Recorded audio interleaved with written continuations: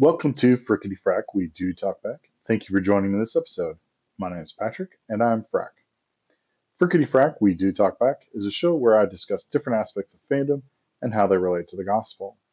I'm going to be going through an episode of Bleach, Thousand Year Blood War, and connected to teachings from the Bible. I'll be continuing studying Thousand Year Blood War until the conclusion of the series/season. When we finish part two, uh, I'll go in a different direction, and so it could be anywhere from another anime, Star Wars, comic books, manga, anything like that. So the name of the show came from my dad, who dubbed my brother and me Frick and Frack since we were kids. So today we're going to be going over the episode "The Fundamental Virulence."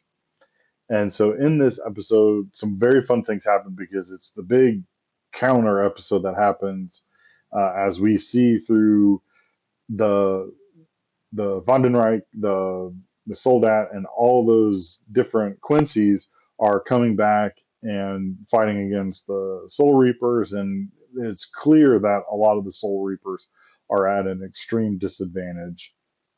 The captains are struggling because especially the ones who have had their Bankai stolen, are struggling with that as well. And so we get this part where one of my favorite parts, because I do not like Mayuri, is Urahara trolling him in this episode, and it's just fantastic. And I have to say, I have never really liked Mayuri. He has always been creepy. He's been weird. When he got humbled by Uryu in the Soul Society arc, it just made me happy when that happened. And so for me, one of the things that's really great is how um, in that time he comes around, but he's very self-serving. So it's not like there's he didn't really learn a whole lot from Uryu beating him, and it was really not like he beat him; it's more like he delayed him. So anyway, so I love seeing that Urahara trolling him and still proving that he's the smarter person, and I really like that.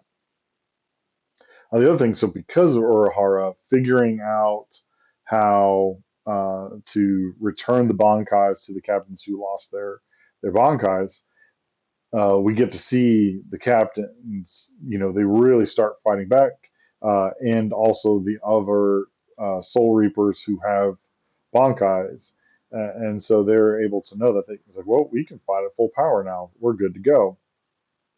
And so one of the interesting things that happens, we see Shinji's Bankai. If you remember from previous Bleach episodes, he's one of the Visored, but he was the previous captain to Squad 5 before Aizen took over, and then the whole turning them into Visored uh, Soul Reapers. Go back and watch it. It's really kind of important to the main story arc where Aizen is the main villain of Bleach, seeing all that stuff happen. So anyway, so since he's a captain, that means he has a Bankai, or he has beaten another one. They point out in Bleach that there's only one person who's ever done that. That was Kenpachi Zaraki, and so that clearly meant that Shinji has a Bankai. Now in the manga, we do not see his Bankai used. That's actually one of the biggest differences that happens. So we see Shinji use his Bankai in this moment, and it's really cool. And he mentions that it's one of those Bankais.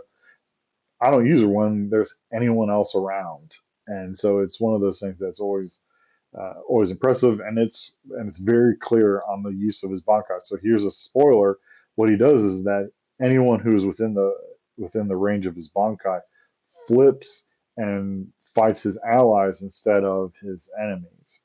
So all of the Soldats, all the Quincy's that are within range, they start killing each other, and it is rather impressive. And he doesn't really have to raise a finger to fight them.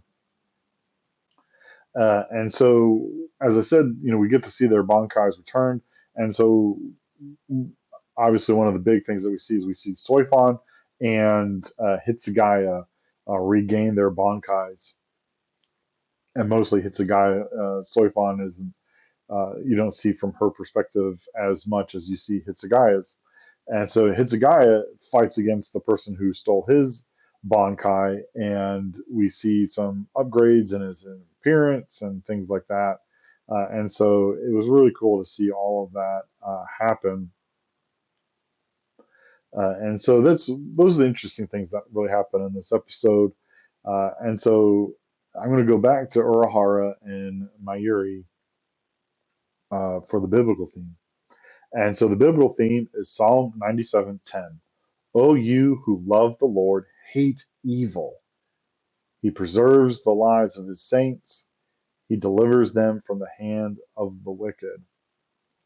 Now, I like this verse because of what Mayuri and Urahara discuss about the reason why Quincy's hate hollows.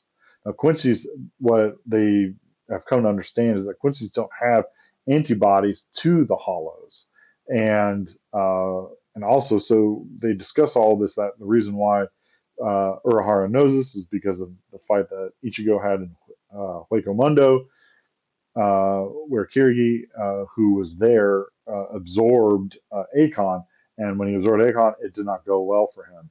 And so they realized that even though they found Espadas, who their resurrection is basically the equivalent to a Bankai, they did not steal any of them. But they also didn't have a problem with the Hollows because they still enlisted them to work for them. They just didn't steal the resurrection. And so stealing the resurrection uh, would have been fine, uh, but they didn't. So that means that there was something wrong with that, with the way Quincy's operate. And so they realized that what the captains and anyone else who has a Bankai needs to do is take a little pill. It's the best way for me to describe it, is that would then return their Bankais to them, and then anyone whose Bankai who hadn't been stolen, they'd be able to keep it.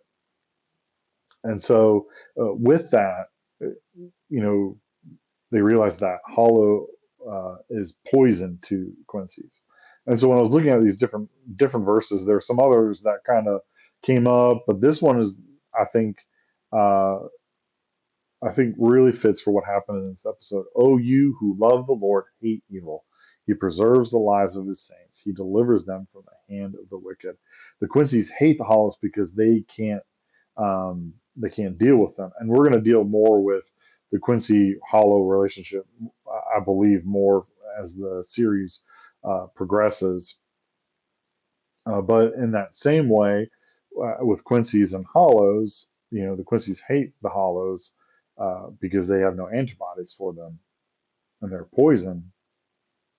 Uh, and it's the same thing when we look at evil. It says, "Oh, you who love the Lord, hate evil. He preserves the lives of his saints. He delivers them from the hand of the wicked."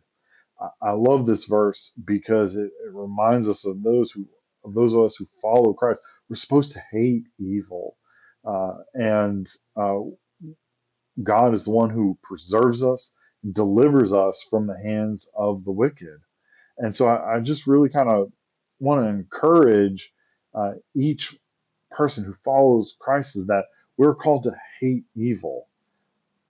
Now, for me, that means that we don't hate people because yes, as a person, as any individual, we can cause evil. We can do evil things. One of the things I try to teach the people in my church and the people who follow me that we're supposed to stand against sin, injustice, and oppression. All of those things are evil, but that doesn't mean that we're supposed to hate the person committing those acts. Instead, we're supposed to instead love them and and be the hands and feet of God and delivering people from those things. And so it's one of those things I want to encourage you as if you are a follower of Christ, is that we are called to stand against sin, injustice, and oppression. Uh, Now, but we don't return it. We don't return sin, injustice, and oppression. for those who sin and cause injustice and are oppressors. Instead, we're supposed to respond with kindness. We're called to deliver people from those injustices. So I just want to encourage you that as a Christian, it's our duty and our responsibility to always be standing for those. Uh, I call them the three L's: the least, the last, and the lost. If we're not doing ministry for those three, then what are we doing? So I want to encourage you in that. All right, so let me rate this episode. This was a great episode. I always love a good counterattack because that's what's going on in this episode. And so we do get to see a little bit at the end where Yahweh is kind of like, tough. I planned for this. I got this covered. You're going nowhere. And so we'll see what happens uh, in the next episode. This episode, I'm going to give it a Perfect 5. I love this episode. even though there was talking, there was some, you know, uh, not as much action as in other episodes, but because honestly, it's getting the extra boost from Urahara trolling Mayuri. I just love that. It's great. So I just want to say, hats off to you, Urahara. I love it. So I'm going to give this a perfect 5 because it's a great episode and it's starting a counterattack. So I'm looking forward to seeing what's going on come happens further. All right. So, anyone with questions for me about the biblical lesson that I talked about in this episode or anything about the Bible, feel free to email me at frickityfractalkback@gmail.com, or you can reach out to me on X, formerly Twitter, at frickityf, or at frickityfrac on Instagram and Facebook. Also, if you're watching this on YouTube, feel free to leave a comment in the comment section below. Rate, review, and subscribe, all that fun stuff. If you leave a comment, I'll do my best to answer it in a timely manner. If it's also a good thing, a really good comment, I'll bring it up in a later episode. So I just want to encourage you in that. So remember that I love you. Most importantly, God loves you. And release your Bankai.